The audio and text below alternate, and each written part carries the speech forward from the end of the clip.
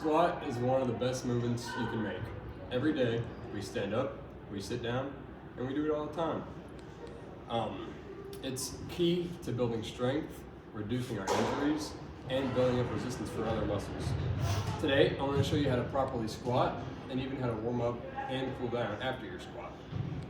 First is your warm-up. Your warm-up is very essential to everything you do in the squat. You can start with some simple exercises like lunges.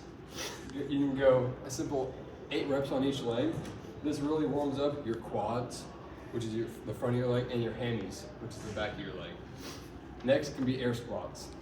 These simulate what you're actually going to do in your squat. They also work the quads and the hammies similar to what you have weighing. Next can be hip openers. You're going to start by putting your knee up and even with your waist and just opening your leg.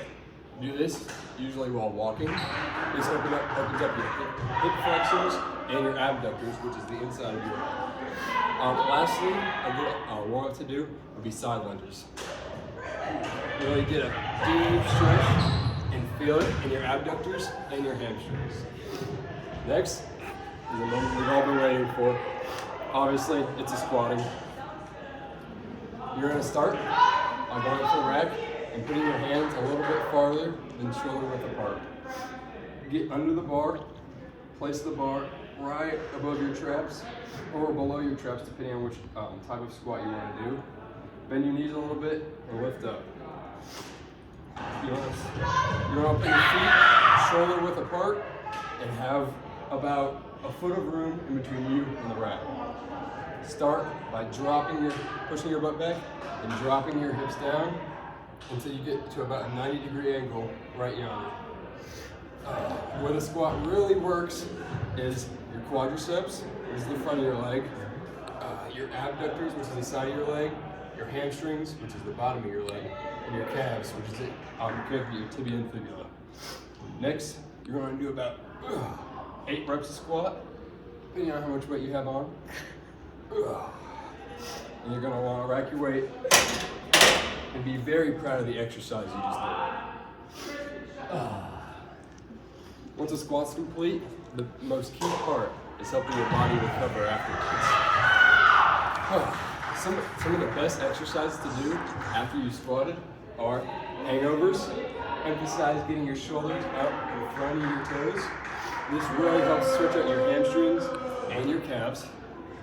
A lunge stretch, which can be demonstrated with a foot here, your foot on the bench, and really roll your hips forward. This helps with your hamstring and your lower back. And butterflies.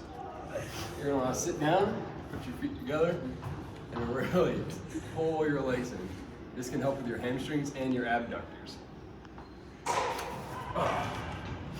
Cooling down helps prevent injuries and increase flexibility for next time.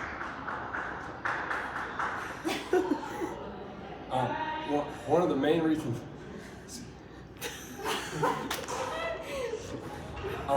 squatting dates back to even like the early 1800s when athletes really wanted to get stronger. It's been a staple in many Olympic Games and weightlifting competitions for over 200 years. When squatted correctly, you can prevent injuries, you can gain flexibility, and you can gain muscle for every other muscle group in your body.